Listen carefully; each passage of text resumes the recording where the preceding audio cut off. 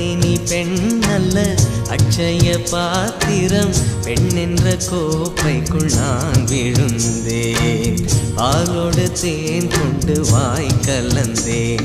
ஏ அசைந்தாடும் காற்றுக்கும் அழகான பூவுக்கும் காதலா காதலா, ஏ அலையாடும் கடலுக்கும் அது சேரும் மணலுக்கும் காதலா காதலா.